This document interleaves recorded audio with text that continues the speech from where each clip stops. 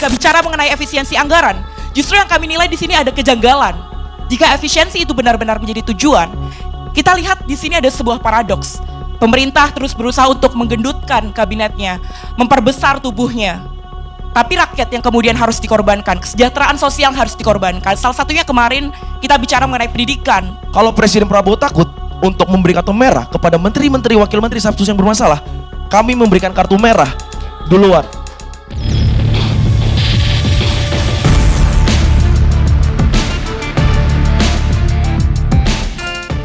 Tajuk Indonesia Gelap adalah akumulasi kemarahan dari rakyat, tidak hanya mahasiswa, tapi kemarahan dari seluruh elemen masyarakat sipil. Kami menilai banyak sekali kebijakan pemerintah hari ini yang serampangan. Rakyat seolah dijadikan sebagai kelinci percobaan, kebijakan diterapkan, mendapatkan protes, kemudian dicabut seolah menjadi pahlawan. Kemudian rakyat harus terus dikorbankan. Apa yang menjadi implikasi dari hal tersebut? Yang kami nilai hari ini terjadi ketidakstabilan sosial di masyarakat. Rakyat ketakutan, terjadi banyak kebingungan akibat tata kelola pemerintahan yang buruk. Tidak sinkronnya statement yang disampaikan oleh para petinggi negara, para pejabat publik, mengakibatkan banyak kebingungan yang ada di masyarakat, mahasiswa, dan seluruh elemen masyarakat sipil. Kami menuntut adanya evaluasi besar-besaran terhadap seluruh kebijakan pemerintah dan juga keberjalanan pemerintah Indonesia hari ini, agar lebih berpihak pada rakyat, agar pro rakyat, berbasis kebenaran ilmiah, berbasis ilmu pengetahuan. Itu yang kami tuntut, dan kami menuntut pemerintah untuk membatalkan segala kebijakan yang tidak berpihak pada rakyat tersebut gitu. Kalau kita bicara mengenai isu, kita tidak hanya berbicara mengenai satu isu saja. Jika bicara mengenai efisiensi anggaran, justru yang kami nilai di sini ada kejanggalan. Jika efisiensi itu benar-benar menjadi tujuan, kita lihat di sini ada sebuah paradoks. Pemerintah terus berusaha untuk menggendutkan kabinetnya, memperbesar tubuhnya. Tapi rakyat yang kemudian harus dikorbankan, kesejahteraan sosial harus dikorbankan. Salah satunya kemarin kita bicara mengenai pendidikan, kesehatan, dan juga aksesibilitas hak-hak dasar warga negara. Walaupun sudah ada statement dari pemerintah tidak akan menaikkan UKT, tidak akan berdampak pada penerimaan beasiswa, tapi tidak ada kepastian hukum, tidak ada jaminan bagi rakyat. Itu suara yang kami perjuangkan. Suara rakyat adalah suara yang kami perjuangkan. Tidak hanya berbicara mengenai itu, kita juga bicara mengenai akumulasi dari seluruh kebijakan-kebijakan pemerintah Indonesia hari ini yang serampangan dan juga tidak melalui perhitungan yang matang. Kita bicara mengenai beberapa waktu silam juga ada isu mengenai gas LPG 3 kg.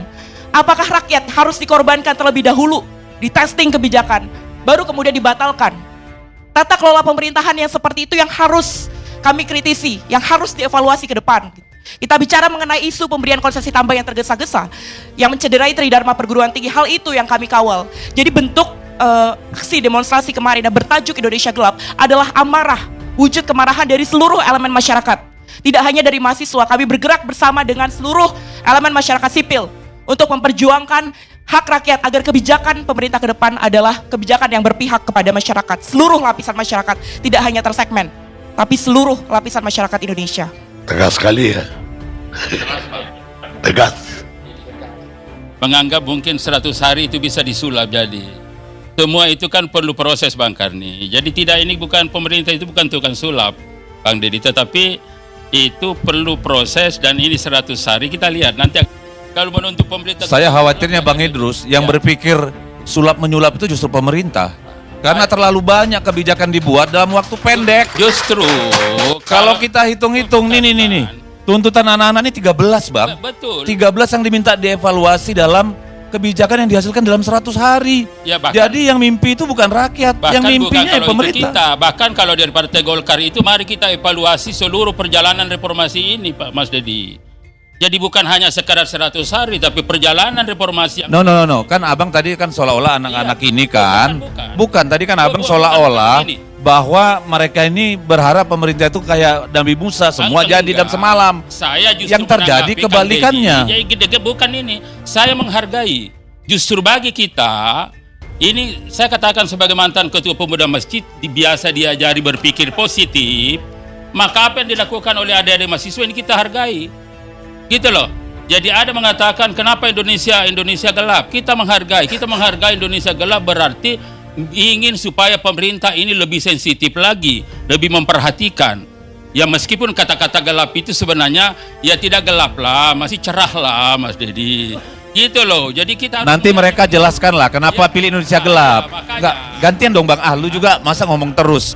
Mungkin yang mereka maksud Indonesia gelap itu arahnya nggak jelas buat mereka. Bukan kayak PLN mati gelap gitu loh Bang. Aduh. Tapi kita positif aja melihat. Kita terima kasih berarti masih cinta kepada pemerintah. Kalau diciokin berarti sudah tidak cinta. Ya, Cara melihatnya kita gitu loh. ya udah nanti Fidel. Betul, kondisi Indonesia gelap ini kenapa muncul narasi itu? Karena kami menilai saat ini akumulatif sebetulnya Bang. Kita melihat tidak hanya satu kebijakan saja, tapi kita menilai ini adalah akumulasi persoalan-persoalan akibat kebijakan serampangan yang diberikan oleh pemerintah gitu. Ada mispersepsi, ada kemudian ketidaksinkronan antara apa yang dikatakan presiden, apa yang dikatakan oleh menteri ataupun pejabat publik lainnya yang akhirnya menimbulkan kebingungan bagi rakyat. Akhirnya muncul apa? Muncul ketidakstabilan sosial yang ada di masyarakat. Sehingga muncul amarah itu muncul, kemudian tajuknya adalah Indonesia gelap. Kalau bicara mengenai efisiensi anggaran, kami menilai bahwa dalam kondisi keterbatasan fiskal Indonesia saat ini ya itu memang diperlukan jika memang tujuannya betul-betul memangkas hal-hal yang tidak perlu, kemudian menutup lubang-lubang yang berpotensi menimbulkan korupsi. Tapi di sini yang kami nilai justru efisiensi ini kok menyasar pada sektor-sektor yang berdampak langsung pada kesejahteraan sosial. Harus menunggu kemudian ada protes dari rakyat, dari mahasiswa, dari elemen masyarakat sipil, baru kebijakannya diganti. Itu kan bentuk tata kelola yang tidak baik gitu. Nah itu yang pengen kita sampaikan kepada pemerintah, itu yang pengen kita kritisi dan pengen kita evaluasi bersama, begitu. Boleh Bang Karni, saya biar jelasin supaya saudara saya biar agak sistematis sedikit. Jadi kalau saya diberi kesempatan memberikan penjelasan dulu secara komprehensif, karena saya tahu teman-teman mahasiswa ini tidak parsial berpikir, mestinya kan ada juga penjelasan secara komprehensif apa-apa yang dilakukan oleh Prabowo sebagai presiden sejak terpilihnya ditetapkan sebagai presiden terpilih, lalu bagaimana konstruksi berpikir yang dibangun. Kalau tadi menanggapi pertama, Partai Golkar justru berperan untuk mengevaluasi. Kami skeptis dan tidak percaya Bang, karena perintah Ketua Umum fraksi Golkar dan anggotanya dilarang mengkritik Presiden Prabowo Bang. Satu. Yang kedua, Bang Karni tadi bilang bahwa Presiden Prabowo mungkin melakukan kebijakan-kebijakan pro rakyat, pagar laut dan sebagainya macamnya.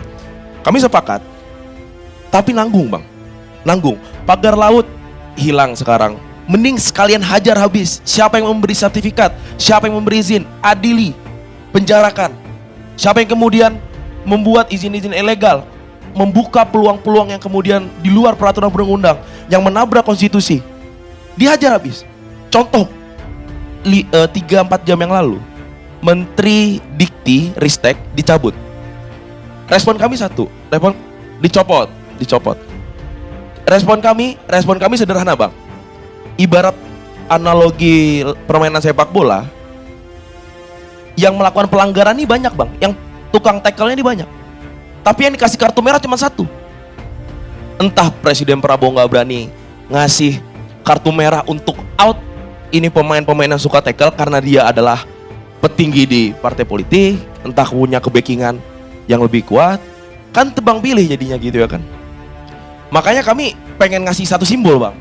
Kalau Presiden Prabowo takut untuk memberi kartu merah kepada menteri-menteri, wakil menteri status yang bermasalah, kami memberikan kartu merah duluan untuk menteri, wakil menteri beserta pejajaran yang ngaco, yang kemudian tidak sesuai pada peraturan perundang-undangan gitu. Karena kami melihat ini untuk memuaskan masyarakat aja. Masyarakat mahasiswa bilang bahwa pendidikan, anggaran pendidikan dipotong di sistem pendidikan. Dibalas dengan statement Ibu Sri Mulyani, Menteri Keuangan, bahwa tidak ada pemotongan. Kemudian dicopot menterinya. Ingin memuaskan, tapi lupa bahwa dari 13 baru satu loh Bang gitu. Ada belasan lainnya masalah. Dan dari 13 ini apakah bisa dikerucutkan, bisa diprioritaskan? Nggak bisa Bang. Karena 13 isu tuntutan kami adalah prioritas dari ratusan isu dan masalah negara ini.